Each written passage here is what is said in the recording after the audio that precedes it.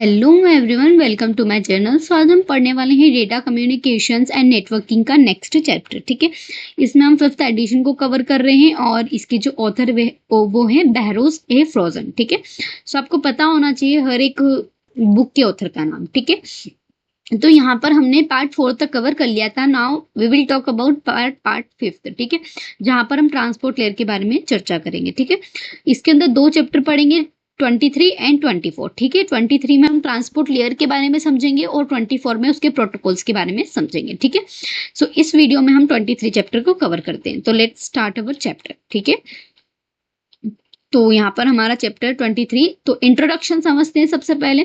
तो transport layer is located between the application layer and network layer. आप जानते हैं कि जो हमारा जो ट्रांसपोर्ट लेयर है ना, वो एप्लीकेशन लेयर और नेटवर्क लेयर के बीच में वर्क करता है। अगर आपने ओएसआई मॉडल की मतलब सीक्वेंस सही से याद करी है तो दैट इज वेरी इंपॉर्टेंट है ना।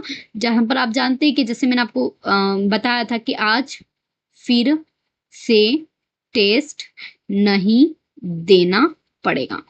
ठीक है, अब आप मुझसे पूछ सकते हो ना कि मैम हम ये बोल रहे हैं कि एप्लीकेशन लेयर और नेटवर्क लेयर के बीच में है, जबकि ये सेशन लेयर और नेटवर्क लेयर के बीच में। लेकिन एक चीज ध्यान रखना कि ट्रांसपोर्ट लेयर की जो सर्विसेज होती है ना, वो एप्लीकेशन से रिलेटेड होती है, application layer. That is Y की वी आर टॉकिंग अबाउट कि एप्लीकेशन लेयर और नेटवर्क लेयर है के बीच में।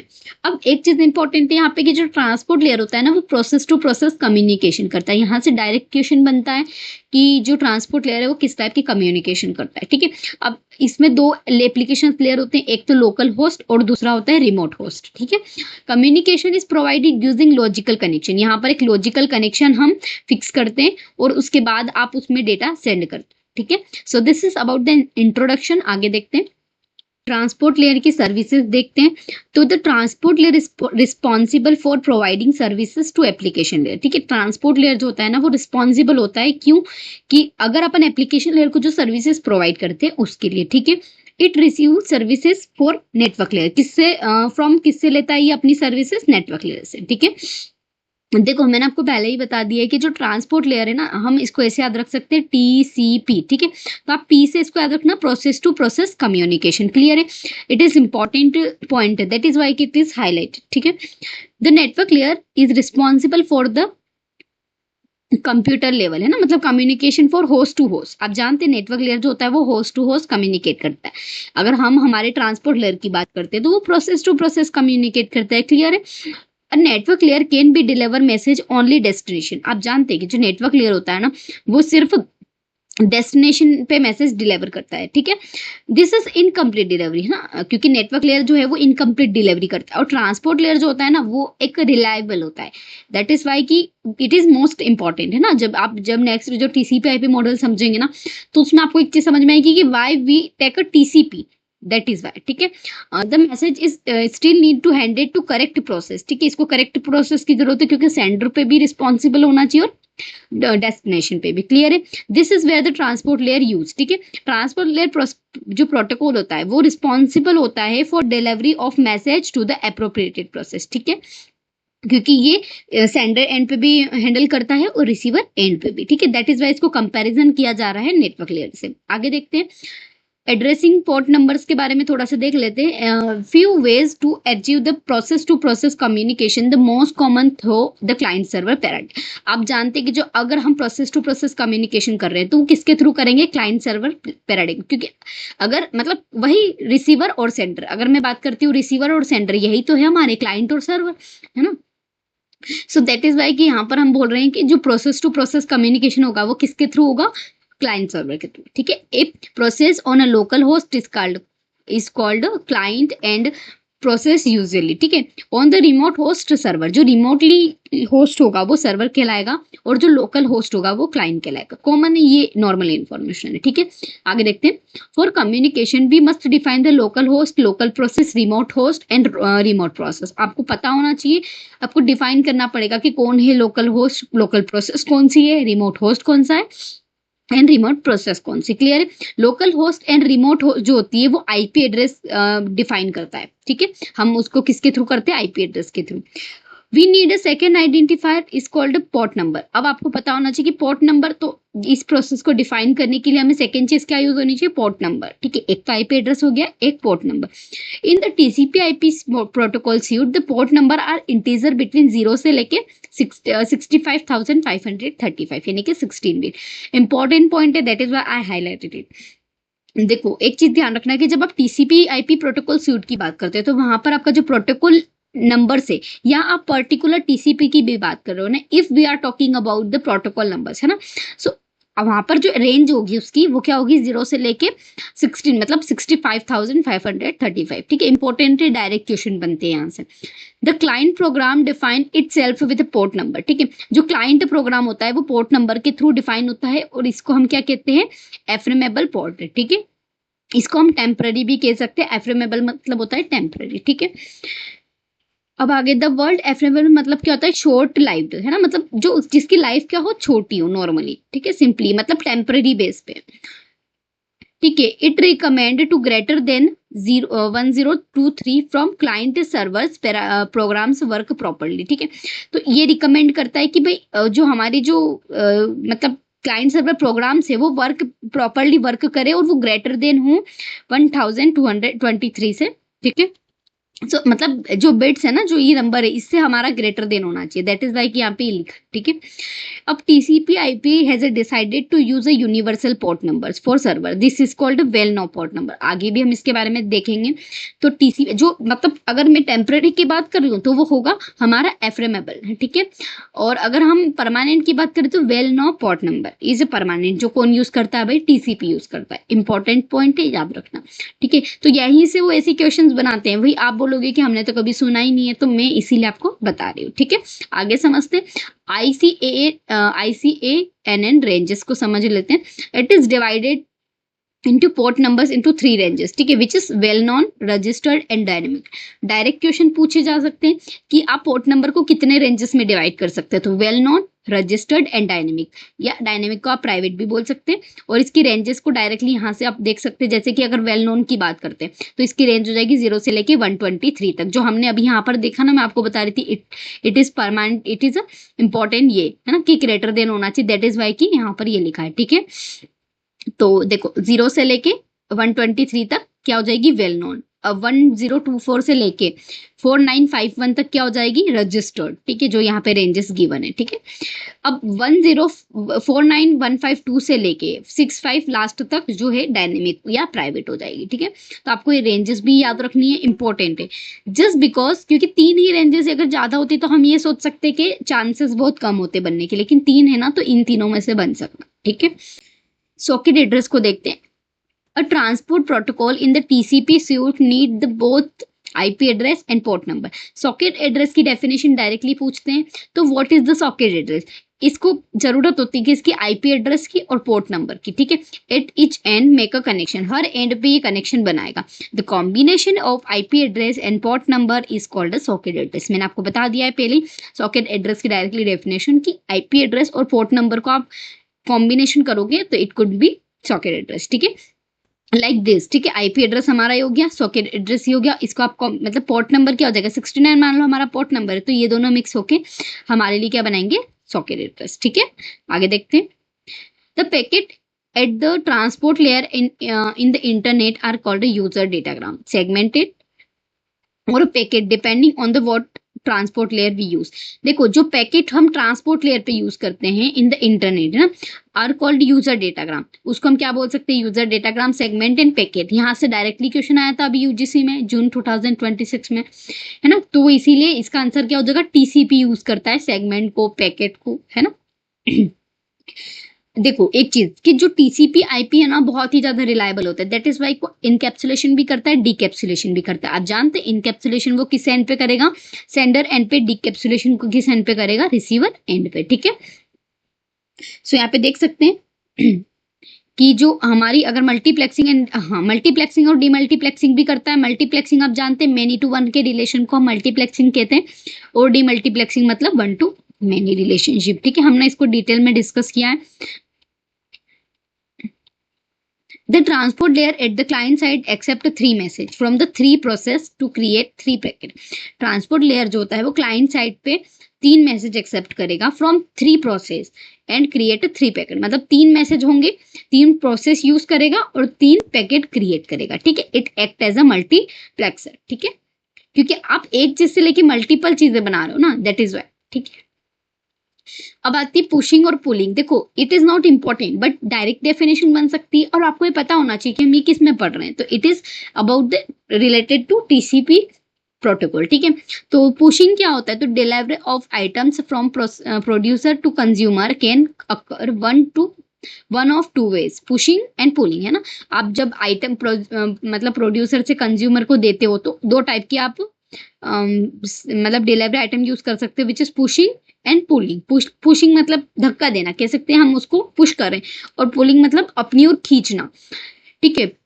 तो sender deliver item whenever they are produce without any prior request, बिना किसी प्रायर रिक्वेस्ट के वो कंज्यूमर को मतलब कंज्यूमर से लेता है तो वो पुशिंग कहलाती है, ठीक है। और producer deliver item after the consumer has a requested, अगर कंज्यूमर ने रिक्वेस्ट करी और फिर वो डिलीवर कर रहा है ना तो उसको हम पुलिंग कहेंगे, ठीक है। सो आपको बस ये चीज इंपॉर्टेंट है, याद होनी चाहिए, क्योंकि कभी कभी हम कंफ्यूज हो जाते हैं छोटे मोटे वर्ड्स में। लाइक देखो प्रोड्यूसर है, यहाँ पे कंज्यूमर है, हम डिलीवरी कर रहे हैं, ठीक है। अब इसने रिक्वेस्ट नहीं करी है, ठीक है, ये नॉर्मली फ्लो, तो ये क्या कर रहा है, पुश कर रहा है, ठीक है। अब यहाँ पे हमने डिलीवरी करी लेकिन ये रिक्वेस्ट कर रहा है, कंज्यूमर किससे रिक्वेस्ट कर रहा है, तो जहां रिक्वेस्ट होगी वहां पे पुलिंग होगी, ठीक है। तो आप थोड़ा सा इसको ध्यान रखना, इंपॉर्टेंट पॉइंट, ठीक है। आगे देखते हैं। नेक्स्ट है हमारे पास एरर कंट्रोल। आप जानते हैं कि जो हमारा टीसीपी है वो एरर कंट्रोल करता है, फ्लो कंट्रोल करता है। तो एरर कंट्रोल से रिलेटेड इंपॉर्टेंट पॉइंट है वो देख लेते हैं। Transport layer reliable application required to reliability, है ना। Error control is totally related with reliability. Reliability can be achieve to add error control services to the transport layer. आप reliability को achieve करना आपका गोल होता है। How can we achieve reliability, we could be add error control, ठीक है। After we adding this, है ना, you could be get reliable, ठीक है। सो दैट इज लाइक यहाँ पर it is responsible for error control. तो देख लेते हैं कैसे। Detecting and discarding corrupted packet, ये क्या करता है, डिस्कार्डिंग जो करप्टेड पैकेट्स होते हैं वो उसको डिटेक्ट करेगा और डिस्कार्ड कर देगा, क्लियर है। Keep track the local host discarded packet and resending them, ये क्या करता है, लोकल होस्ट को मतलब ट्रैक करता रहता है। अगर वो डिस्कार्ड कर देता है किसी भी पैकेट को तो उसको रिसेंड करने का काम भी करता है, मतलब हमारा डेटा लोस्ट हो गया या करप्ट हो गया या वॉटएवर, ठीक है। रिकॉग्नाइज डुप्लीकेट पैकेट इन डिस्कार्डिंग देम, अगर एक ही पैकेट दो बार मतलब पहुंच रहे हैं तो वो उसको क्या करेगा, डिस्कार्ड कर देगा, ठीक है। Buffering out of order packet until the missing packet arrive, buffering करेगा मतलब जब तक कि सारे जो मिसिंग पैकेट है वो पहुंच नहीं जाते, मतलब उसको बफरिंग मतलब एक चिंता रहेगी उसको बार बार कि भाई पहुंच जाए जल्दी से, ठीक है। तो इस टाइप से आप इसको याद रख सकते हैं। और it is responsibilities of TCP, ठीक है, it is responsible for error control, ठीक है। आगे देखते हैं हम और समझते हैं इसमें। देखो एक चीज समझना कि जो एरर कंट्रोल होते हैं, the sequence numbers of modules is 2 की power m, where m is the size of sequence numbers field in a bit. तो आपको पता होना चाहिए कि एरर कंट्रोल में अगर हम सीक्वेंस नंबर की बात करते हैं ना तो इट कुड बी 2 की पावर m, है ना। डायरेक्ट क्वेश्चन आते हैं ऐसे स्टेटमेंट से, ठीक है। अब एक चीज ध्यान रखना कि टीसीपी जो है वो एक्नॉलेजमेंट देता है। मैं आपको इसका एक एग्जांपल समझाती हूँ। लाइक सबसे पहले अगर हम देखते हैं तो टीसीपी की बात करें, यहाँ पे हमारे पास सेंडर साइड है, हमारे यहाँ पे रिसीवर साइड है। हमने एक लॉजिकल कनेक्शन बनाया, मान लो, ठीक है। मान लो कि मुझे एक एनवेलप सेंड करना है यहाँ पर, ठीक है, और मैंने अपने इंपॉर्टेंट डॉक्यूमेंट्स उसमें सबमिट करे हैं और एनवेलप किसको दिया है, एक पर्सन को दिया है, ठीक है। मतलब ये हमारा पैकेट है, जो एनवेलप है वो हमारा पैकेट है। अब वो लेकर इसको यहाँ तक जाएगा, ठीक है। उससे पहले मैं इससे पहले ही बातचीत कर लूंगी। जो कनेक्शन हम बोल रहे हैं ना वो लॉजिकल कनेक्शन की, मैं इसको कॉल करके बता दूंगी कि मैं एक पैकेट भेज रही हूँ एक पर्सन के साथ या पोस्टमैन के साथ, तो आप उसको रिसीव कर लेना, ठीक है। सो ये कहानी रहेगी हमारी और इसके थ्रू अपन सारी चीजें समझेंगे। तो देखो जब भी आप सेंडर से रिसीवर को सेंड करोगे तो ये पहली बात तो ये जो सेंडर है ये ट्रैक कर पाएगा अपने डेटा को कि भाई पहुंचा कि नहीं पहुंचा, ठीक है। बार बार उसको कॉल कर सकता है, ठीक है। अगर डेटा बीच में मान लो मेरा एनवेलप, बारिश का टाइम है, मान लो मेरा एनवेलप गीला हो गया या फट गया कुछ भी, तो ये वापस इसके पास जाएगा और इसको बोलेगा कि भाई एनवेलप खराब हो गया, आप रिटर्न दूसरा दे दो। सो ये हमारा टीसीपी बहुत रिलायबल है, टीसीपी बहुत जिम्मेदार है, रिस्पॉन्सिबल है, ठीक है। ये अगर खराब हो जाता है तो ये वापिस आके बोलता है कि मुझे रिट्रांसमिट करना है है ना, तो आप वापस भेजो इसको। तो जब तक ये अपना जो पैकेट है, ये एनवलप है, यहाँ तक नहीं पहुंच जाता, फिर ये इससे कंफर्म करेगा कि हाँ एनवलप करेक्टली पहुंचा है, एक्नॉलेजमेंट देता है, रिसीवर सेंडर को एक्नॉलेजमेंट देगा कि हाँ भाई मेरे पास डेटा आ गया, मतलब मेरे पास एनवलप मिल गया, तब जाके कनेक्शन कट होगा, अदरवाइज वो तब तक कट नहीं होगा जब तक सारा डेटा पहुंच नहीं जाता। ठीक है, तो ये कहानी रहती है हमारे टीसीपी की। वहीं अगर मैं यूडीपी को कंपैरिजन करूँ तो यूडीपी क्या करते हैं, सेंडर और रिसीवर, यहाँ पे कोई लॉजिकल कनेक्शन नहीं होता है, बस सेंडर जाता है इसको दे के आता है। ठीक है, अब बीच में मान लो हमारा पैकेट कैसा भी फट गया, गीला हो गया, डजन मैटर, उसको कोई परवाह नहीं। ठीक है, और ना ही रिसीवर इसमें एक्नॉलेजमेंट देगा कि मेरे को मिल गया है। ठीक है, सो इसीलिए हम कह रहे हैं कि टीसीपी बहुत अच्छा है। ठीक है, so this is the thing between, difference है जो हम कह सकते हैं यूडीपी और टीसीपी में, और इससे आपको बहुत आसानी से याद रहेगा। अगर आप इसको याद रखोगे एनवेलप वाली कहानी से, तो आप हमेशा कभी नहीं भूलोगे, मतलब हमेशा याद रहेगा। एक्नॉलेजमेंट मैंने आपको बताया कि जो टीसीपी है वो एक्नॉलेजमेंट देता है, पॉजिटिव या negative signal in error control, but we discuss only positive signal, है ना। मतलब जैसे कि ट्रांसपोर्ट लेयर में हम सिर्फ पॉजिटिव सिग्नल्स की बात करेंगे, भाई वो नेगेटिव नहीं बोलेगा, वो पॉजिटिव एक्नॉलेजमेंट देगा, क्योंकि नेगेटिव तो देगा ही नहीं। अगर बीच में कुछ भी प्रॉब्लम आती तो ये खुद जाके बोलेगा कि मैं डेटा नहीं सेंड कर सकता, ठीक है, आप मुझे रिट्रांसमिट कर दो, है। तो इस टाइप से कहानी रहती है इसकी। स्लाइडिंग विंडो से एक चीज है कि सीक्वेंस नंबर, जब हमने देखा कि 2 की पावर m है, तो जब आप इसको सर्कुलर रिप्रेजेंटेशन करोगे ना, तो उसका जो रेंज हो जाएगा वो क्या हो जाएगा, 0 से लेके 2 की पावर m-1। तो बस आपको छोटी सी चीजें याद रखनी है विच इज सर्कल से रिलेटेड, कि अगर स्लाइडिंग विंडो में हम जो सीक्वेंस नंबर की बात कर रहे हैं, तो अगर सीक्वेंस नंबर 2 की पावर m है, तो सर्कल के रिप्रेजेंटेशन में उसकी जो वैल्यू होगी वो होगी 0 से लेके 2 की पावर m-1। क्लियर है, आगे देखते हैं। जो भी इंपॉर्टेंट है ना, बस मैं वही बता रही हूँ, इसके अलावा मैं मतलब फालतू चीजें नहीं बता रही हूँ। ठीक है, कंजक्शन कंट्रोल की बात करते हैं। इंपॉर्टेंट इशू है पैकेट स्विच नेटवर्क में as a internet in a congestion. ठीक है, तो कंजक्शन कंट्रोल होना जरूरी है। ठीक है, तो इट में अक्कर कब होता है, if a load on the network, जब नेटवर्क पर लोड पड़ता है, the number of packet send to the network is greater than the capacity of network. Congestion का मतलब क्या होता है कि मान लो कि मेरे जो नेटवर्क है उसकी कैपेसिटी 10 है और मैंने पैकेट सेंड कर दिए 15। ठीक है, सो यहाँ पर क्या हुआ कि मेरे नेटवर्क के पे क्या पड़ गया, लोड पड़ गया, तो ये कंजक्शन कंट्रोल नहीं कर पा रहा है। तो जो हमारा यूडीपी होता है ना, वो कुछ नहीं करता है। ठीक है, यूडीपी भाई बहुत खराब है। टीसीपी जो होता है ना, वो कंजक्शन कंट्रोल करता है, कि अगर मान लो कि मैंने 15 पैकेट सेंड कर दिए, तो वो पहले 10 पैकेट को सेंड करेगा, फिर वो 5 को इजीली सेंड कर पाएगा। तो इजीली हम बोल सकते हैं, तो कंजक्शन कंट्रोल का मतलब समझ में आ गया कि it is greater than the capacity of network, we could be say. Congestion control refer to the mechanism and technique to control the congestion, keep load below the cable. हमेशा वो जो मतलब जैसे मान लो कि जो मेरा नेटवर्क का जो कैपेसिटी है उससे हमेशा कम रखेंगे पैकेट्स को। ठीक है, तो वो यहीं पे वो टीसीपी मैनेज कर लेता है। ठीक, आगे देखते हैं कनेक्शन लेस और कनेक्शन ओरिएंटेड। आप जानते हैं कनेक्शन लेस मतलब यूडीपी, है ना, और कनेक्शन ओरिएंटेड मतलब टीसीपी। क्लियर है, the network layer like the transport layer, like a network layer protocol can provide two types of services which is connectionless and connection oriented। मैं आपको बता चुकी हूँ connectionless services का मतलब क्या होता है, different part different datagrams belonging to the same network. ठीक है, मतलब यहाँ पे वो कोई सा भी पार्ट यूज कर सकता है। मतलब जैसे कि मैंने आपको बताया कि जैसे हम क्या कर रहे हैं, एक लॉजिकल कनेक्शन बिठा रहे थे टीसीपी में। अब यूटीपी क्या बोल रहा है, यूडीपी बोल रहा है कि मेरी मर्जी में कहीं से भी जाऊं, वो चाहे इतना घूम के जाए, ऐसे करके कैसे भी जाए, उसको कोई फर्क नहीं पड़ता। दैट इज वाई कि डिफरेंट पाथ होंगे, डिफरेंट डेटाग्राम होंगे उसी मैसेज से। ठीक है, सेंडर सेम रहेगा बट पाथ कोई भी हो सकते हैं। अब connection less services in the transport layer means independently between packets में इंडिपेंडेंट होता है, एक पैकेट दूसरे पैकेट को फॉलो नहीं करता है। वहीं कंजक्शन जो हम कनेक्शन ओरिएंटेड में हर एक पार्ट एक दूसरे को फॉलो करता है, एक सीक्वेंस हम स्टैब्लिश करते हैं। ठीक है, और कनेक्शन जो ओरिएंटेड होता है वो डिपेंडेंट होता है एक दूसरे। कनेक्शन लेस सर्विस की बात करते हैं तो मैंने आपको बता दिया UDP, the source process needs to divide its message into chunks of data और size acceptable by transport layer. Connection layer से हम हमारे डेटा के मैसेज को चंक्स में डिवाइड कर देंगे। ठीक है, और उनको वन बाय वन डिलीवर करेंगे और वो डिफरेंट पाथ यूज करेंगे just because connectionless protocol है। क्लियर है? The transport layer treat it chunks as a single unit without any relationship between the chunks. ठीक है, अगर मैं यहाँ से अगर कनेक्शन लेस को हम समझते हैं तो इससे आप कनेक्शन ओरिएंटेड को बिल्कुल उल्टा ले लेना। ठीक है, तो देखो अगर हम हमारे मैसेज को डिवाइड करें छोटे छोटे चंक्स में, तो चंक्स क्या करेंगे, इंडिपेंडेंटली अपनी मर्जी से वो पाथ फॉलो करेंगे। ठीक है, और जो ट्रांसपोर्ट लेयर है वो हर एक चंक्स को एज अ सिंगल यूनिट मतलब डिफाइन करती है कि भाई ये अलग से एक यूनिट है, ये अलग अपनी जाएगी, फिर ये अलग यूनिट है, ये अपने हिसाब से जाएगी, है ना। यहाँ पर डिपेंडेंसी का रूल नहीं है। ठीक है, कनेक्शन ओरिएंटेड बिल्कुल उसके ऑपोजिट है कि client and server first need to establishment a logical connection. जैसा मैंने आपको बताया कि हम कॉल पे बात कर लेते हैं। The data exchange only happens after the connection establishment. ठीक है, after data connection exchange connection need to turn down. जैसे ही हमारा डेटा सेगमेंट मतलब पहुंच जाता है तो हम हमारा कनेक्शन टर्न कर देते हैं, मतलब तोड़ देते हैं। ठीक है, आगे देखते हैं।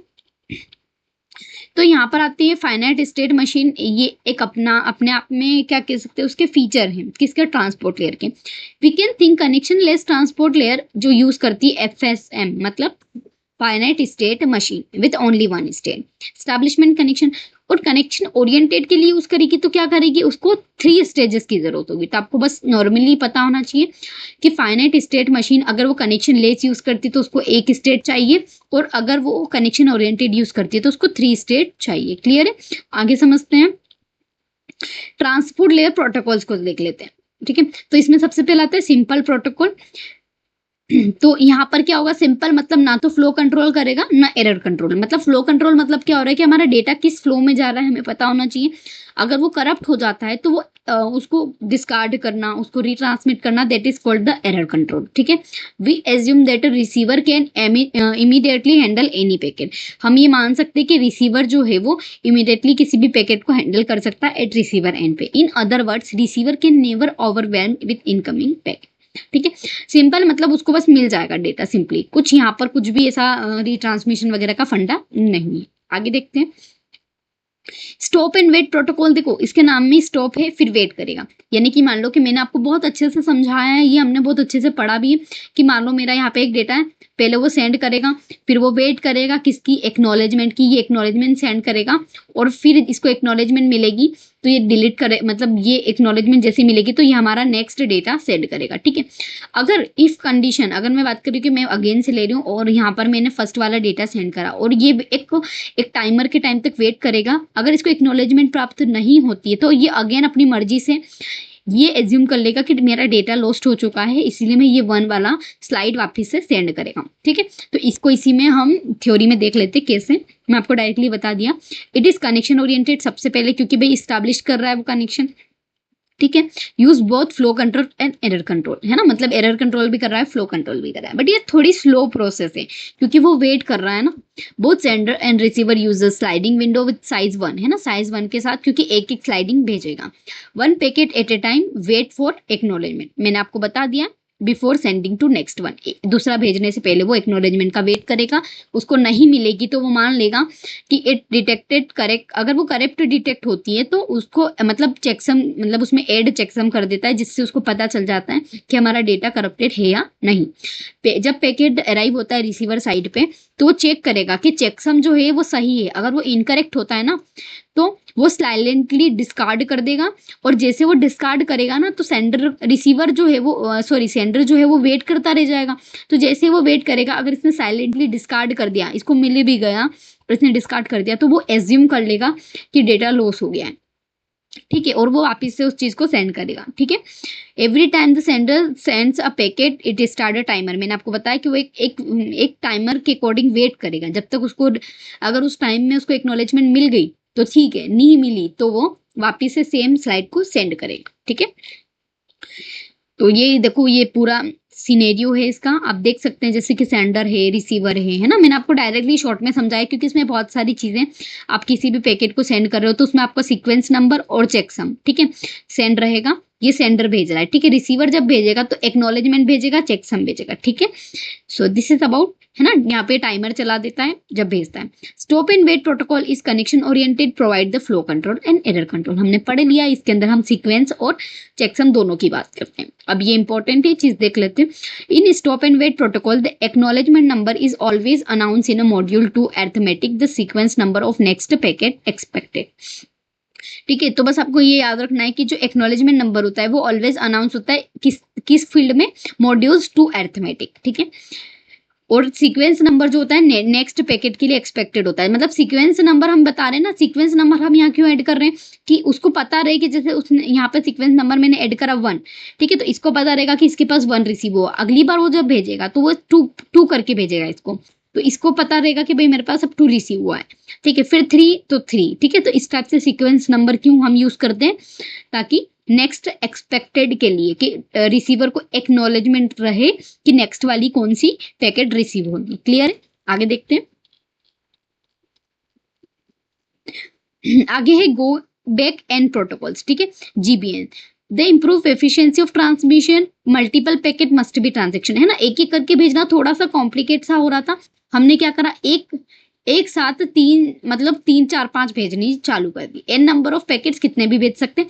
ठीक है, हम जैसे सेंड करेंगे फिर वेट करेंगे एक्नॉलेजमेंट का। जैसे ये एक्नॉलेजमेंट भेजेगी तो ठीक है, अगर मैंने ये जैसे किसने एक्नॉलेजमेंट भेजी तो ठीक है, डन, फिर ये नेक्स्ट आगे की सारी स्लाइड्स भेजेगा। लेकिन अगर इफ कंडीशन की हमारा डेटा लॉस हो गया तो उस कंडीशन में भी समझ लेते हैं। मान लो कि मैंने यहाँ पर इसको 3 स्लाइड या 4 स्लाइड भेजी, ठीक है, मेरे को एक्नॉलेजमेंट नहीं मिली, तो ये वापिस से सारी स्लाइड इसको सेंड करेगा। ठीक है, क्लियर है। अब अगर एक और कंडीशन इसमें बनती है और वो वर्स्ट कंडीशन है कि मान लो कि मैंने भेजा 1 2 3 और 4, 4 स्लाइड सेंड करी, पहली और दूसरी पहुंची ही नहीं क्योंकि डिस्कार्ड हो गई, और तीसरी और चौथी पहुंच गई। तो अब हमारे पास तीसरी और चौथी तो अवेलेबल है, लेकिन what about first and second, तो ये इसको एक्नॉलेजमेंट नहीं भेज सकता इस टाइप से। ठीक है, कि भाई मेरे को पहली और दूसरी सेंड करते, तो ये क्या करेगा, फिर एक्नॉलेजमेंट नहीं भेजेगा, तो इसको सारी ही रिटर्न से 1 2 3 और 4 सारी ही भेजनी पड़ेगी। सो ये नुकसान हो जाता है कि अगर हमारी जो एक भी स्लाइड लॉस्ट हो गई तो फिर हमें सारा ही डेटा वापस से सेंड करना पड़ता है। ठीक है, तो इसी बात को हम इसमें देख लेते हैं कि how can we connected it. The key of go and back, then we send several packet before receiving acknowledgement, मैंने आपको बताया, but receiver can only buffer 1 packet. ठीक है, वी कैन कीप कॉपी, आप जब तक कॉपी रखोगे जब तक आपको एक्नॉलेजमेंट नहीं मिल जाता। ठीक है, acknowledgement can be change at the side, मतलब उसी चैनल से हमको मिलेगा। ठीक है, मैंने आपको समझा दिया यहाँ पे जो भी इंपॉर्टेंट था। Go back protocol, the acknowledgement number is cumulated and define the sequence of number next packet expected, same thing. ठीक है, आगे समझते हैं। The send window in abstract concept defining imaginary box, maximum जो साइज होगी उसकी क्या होगी 2m-1। मैंने बता दिया आपको, हमने अभी ऊपर देखा था कि उसकी जो साइज होनी चाहिए वो रेंज कितनी होगी 0 से लेके 2 की पावर m-1 तक। ठीक है, और वेरिएबल्स होंगे उसमें SF, SN और S साइज। ठीक है, यानी कि फर्स्ट, नेक्स्ट और साइज। आगे देखते हैं।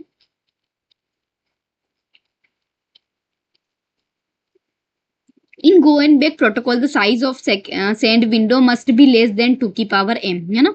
The size of receive window is always 1। आपको ये चीज पता होनी चाहिए कि गो एंड बैक में जो साइज है सेंड विंडो की वो कितनी होनी चाहिए 2 की पावर m से कम, और जो रिसीव विंडो की साइज कितनी होगी, हमेशा 1 होगी। ठीक है, आगे समझते हैं। अब ये लास्ट है हमारी सेकेंड सिलेक्टिव रिपीट प्रोटोकॉल। तो इसमें क्या होगा कि ये जो गो एंड बैक को सिंप्लीफाई कर रही थी, तो मैं आपको इसको डायरेक्टली पहले बता देती हूँ कि किस टाइप से हमें ये वर्क करती है। जैसे कि गो एंड बैक में आपने देखा कि आप एक साथ भेज रहे थे, तो उससे हमारे साथ क्या हो रहा था कि हमको वेट कम करना पड़ रहा था। ठीक है, हमने एक साथ बहुत सारी चीजें भेज दी। अब मैंने आपको उसमें एक कंडीशन बताई थी कि हमारा जो फर्स्ट और सेकेंड है वो लॉस्ट हो गया था। ठीक है, तो ये जो एक्नॉलेजमेंट भेजेगा ना, उसमें एक्नॉलेजमेंट में भेजेगा कि 1 और 2 ही मुझे सेंड करो। ठीक है, या फिर ये उसकी एक्नॉलेजमेंट भेजेगा कि मेरे को 3 और 4 रिसीव हो गई है, 1 2 डिस्कार्ड हो गई है। तो ये सिर्फ वही अगेन से भेजेगा 1 और 2। ठीक है, हम उसमें मतलब उस गो एंड बैक में यही प्रॉब्लम थी कि आपको सारी एक साथ वापिस से भेजनी पड़ रही थी। लेकिन सिलेक्टिव रिपीट का नाम ये कि सिलेक्ट करके वो रिपीट कर रहा है, मतलब वही सिलेक्ट कर रहा है वही रिपीट करनी है जो वो सिलेक्ट करके भेज रहा है, ठीक है। सो अब थोड़ा सा इसको समझ लेते हैं। Go and back protocol simplify the process at the receiver only one variable, there is a no need to buffer out of packets, ठीक है। If the network is losing many packet because the congestion in network, resending all these outstanding packet make a congestion worse। मैंने आपको बता दिया था कि बहुत ज्यादा worst हो जाता है वो। अनदर जो प्रोटोकॉल है दैट इज वाई कि it is introduce selective repeat, ठीक है। तो जहां पर आप सिलेक्टिव पैकेट्स को यूज करते हो, है ना। हमने ये चीजें बहुत अच्छे से पढ़ी हुई है, इसलिए मैं इसको ज्यादा डिटेल में एक्सप्लेन नहीं कर रही हूँ, ठीक है।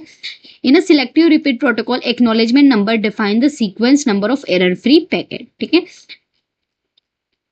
आगे देख लेते हैं। In selective repeat the size of sender and receiver frame at most 1/2 2 की पावर m, है ना। उसमें हमने पढ़ा था कि कितनी होनी चाहिए, लेस देन 2 की पावर m, और रिसीवर पे कितनी होनी चाहिए 1। लेकिन जो सिलेक्टिव रिपीट में कंडीशन दे दी कि कितनी एटमोस्ट कितनी होनी चाहिए 1.5 ऑफ 2 की पावर m, यानी 2 की पावर का भी हाफ, ठीक है। दोनों ही इस एंड पे, ना रिसीवर ना ये, दोनों बरोबर वो दे रहा है, ठीक है। अब देखते हैं bidirectional protocols which is piggy banking, ठीक है। तो डेटा जो मतलब अगर हम रियल लाइफ में बात करते हैं, data are normally flowing both direction. हमारा जो डेटा है वो सेंडर से रिसीवर, रिसीवर से सेंडर भी जा सकता है, क्लाइंट से सर्वर और सर्वर से क्लाइंट, ठीक है। This means the acknowledgements are needed to flow the both directions, ठीक है। अगर मान लो कि मेरे रिसीवर ने मुझे सेंड करा है डेटा, ठीक है, तो ये मेरे को एक्नॉलेजमेंट देगा, ठीक है। और अगर मेरा डेटा इधर से इधर पहले फ्लो हुआ है तो फिर रिसीवर इसको एक्नॉलेजमेंट देगा, ठीक है। सो अगर a technique piggy banking is use to improve the efficiency of bidirectional protocol, ठीक है। जब दोनों ही एंड पे आपको मतलब क्या बोलते हैं उसे एक्नॉलेजमेंट देना है, तो वहां हम पिगी बैंकिंग का यूज करते हैं, ठीक है। पिगी बैंकिंग मतलब बाय डायरेक्शनल, ठीक है, इंपॉर्टेंट, ठीक है। आगे देखते हैं। सो इसमें तो पिगी बैंकिंग के बारे में ज्यादा चीजें नहीं दे रखी हैं। सो this is all about this, ठीक है। यहाँ पर अगर हम देख सकते हैं एक चीज कि जब आप जीबीएन मतलब गो एंड बैक जो आप प्रोटोकॉल को पढ़ रहे थे, तो आप उसको इंप्लीमेंट कर सकते हो bidirectional using pig banking से, ठीक है। अगर हम उसको इंप्लीमेंट कर देते हैं तो वो हमारे लिए एक तरीके से सिलेक्टिव रिपीट ही बन जाएगी, तो वो इजी हो जाएगा हमारे, ठीक है। Two independent windows send and receive, ठीक है। डिजाइन देख लेते हैं एक बार, क्लाइंट और सर्वर, इस टाइप से, ठीक है। So this is all about this chapter, ठीक है। सो नेक्स्ट चैप्टर में हम इसके सारे ही प्रोटोकॉल्स और डिटेल कवर करेंगे। Thank you.